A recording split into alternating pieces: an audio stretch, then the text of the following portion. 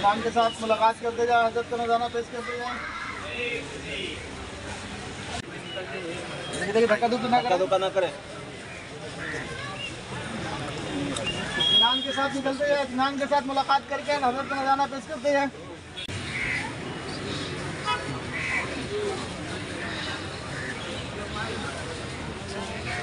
اطمینان سے ملاقات کریں، اطمینان سے دھکا دھکی نہ کریں۔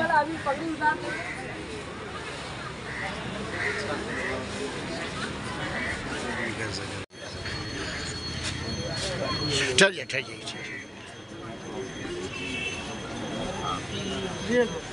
سائڈ دیجیے، تھوڑے سائڈ دیجیے۔ ہاں بھائی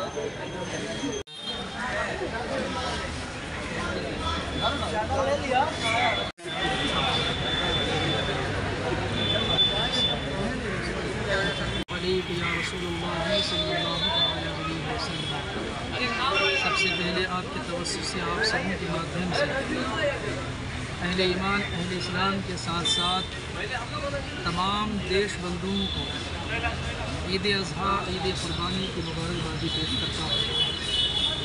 ساتھ ہی ساتھ تمام امت مسلمہ سے دینی طور پہ گزارش کرتا ہوں کہ اللہ تبارک و تعالیٰ نے ہم امت مسلمہ کو رحمتیں اور برکتیں حاصل کرنے کا بڑا بہترین ذریعہ عطا فرمایا ہے، اور واقعی یہ برکتیں اور رحمتیں انہیں ملیں گی جو اخلاص و محبت کے ساتھ اللہ کی دی نعمت بشکل حلال جانور اخلاص و محبت کے ساتھ رب کی بارگاہ میں پیش کرے گا۔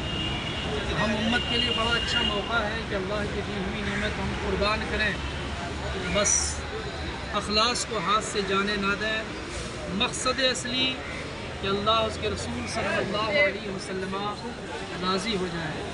حضرت ابراہیم علیہ السلام کی سنت کے حوالے سے اور سنت کی ادائیگی کے حوالے سے اللہ تبارک و تعالیٰ کی ہمیں خوشی ملے، کیونکہ اللہ کے رسول علیہ السلام نے فرمایا عمل کا دار و مدار نیت پر ہے۔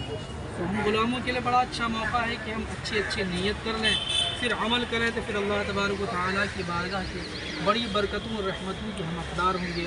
ساتھ ہی ساتھ تمام امت مسلمہ ہر لمحہ اپنے پڑوسیوں کا خیال کریں، اپنے دیش بندھوؤں کا خیال کریں کہ ہمارے آپ کے کسی بھی حرکت سے ہمارے دیش بندھوؤں کو کوئی تکلیف نہ پہنچے۔